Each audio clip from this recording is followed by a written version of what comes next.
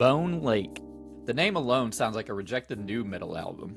But nope, it's a 2024 horror thriller about a romantic getaway gone very, very wrong. You've got a couple already on the rocks, another mysterious couple who are way into each other, and enough deception, desire, and manipulation to make you yell at the screen. And just when you think it's a sexy thriller, boom, the finale turns into a gore fest. Let's talk about why Bone Lake almost had me and then completely lost me. Hey, I'm Wes from Atomic Cult Media, and I caught an early screening of Bone Lake through the AMC Scream Unseen. So here's the setup. Sage and Diego, played by Maddie Hasson and Marco Pigossi, head off to Bone Lake for a romantic getaway. And by romantic, I mean the relationship's hanging on by a thread. This is supposed to be their fix it or break it weekend. They end up sharing this fancy, secluded mansion with another couple, Will and Sin. Will's got that smooth, manipulative charm played by Alex Rowe, and Sin, played by Andra Nechita,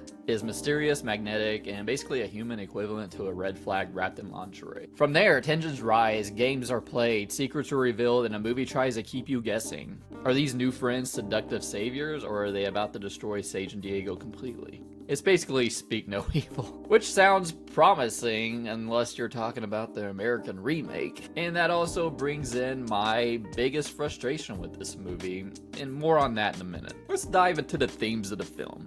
Before I dunk on the opening, I will say that the film tries to sprinkle in the slasher tropes, creepy mansion, locked doors you're not supposed to open, forbidden spaces. And there's even a subtle theme of desire blinding people to danger. Like Sage and Diego are so wrapped up in their failing relationship, they miss every obvious red flag. And those locked doors are clearly a metaphor for secrets you don't want to face.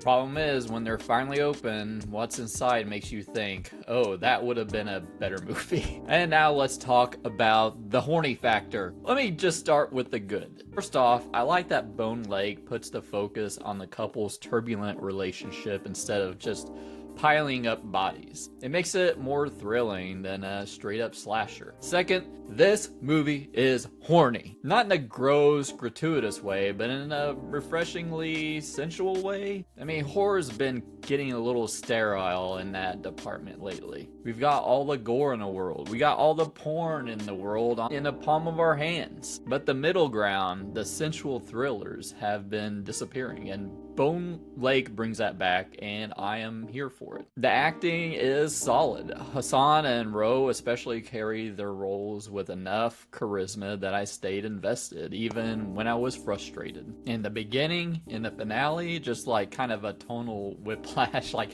beginning and end are just straight up horror. Everything in the middle is basically a thriller. But, in the finale, out of nowhere, movie just cranks the gore up to 11. It doesn't match the rest of the film at all, except for maybe the opening that has been kind of circulating as the most bonkers beginning on social media. And just to be clear, it wasn't that bonkers. A couple who are being chased through the woods, being shot at with arrows, and they're naked, and then the dude gets shot in his nutsack. Just last year, I saw on Terrifier, Art the Clown take a chainsaw into someone's nuts and up their butt crack. So this was pretty tame by comparison. But, I mean, the ending was gore fest, and I kind of loved it for that. It kind of reminded me of The Home. If you're digging this breakdown and review, maybe hit like and subscribe. And check out the playlist below for all the other horror movies I've reviewed in the past. And this movie is basically Speak No Evil, but the American version, not the original. And in that way, I just can't believe these people don't know they're being fucked with, and at a certain point, you would just be like completely nope out of this, but they don't, and that's just like the American version of Speak No Evil. They made the main characters just far too gullible, apathetic, and it made it really frustrating. And especially, I think they dragged it out a little too long, because right in the middle, it got a little boring. When the audience is ahead of the main characters of knowing what's going on, that's not a good sign. And that comes with my other negative about it. It's how predictable it was. Oh, this random couple have like the same house as you do for the weekend, and they're obviously fucking with him like just the same day.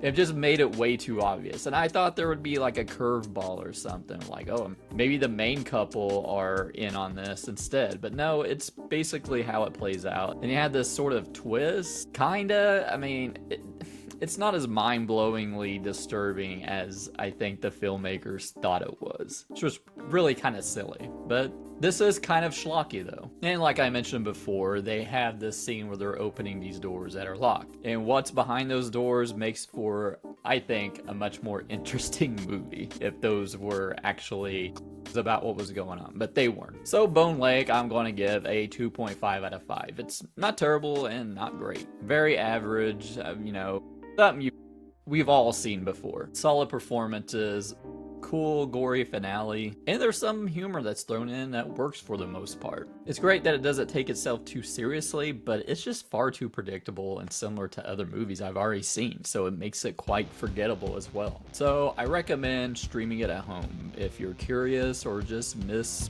horny horror. Did you see Bone Lake? What did you think of it? Did it frustrate you like it did me? Let me know down in the comments below. Click here to check out my other horror movie reviews, and click here to subscribe.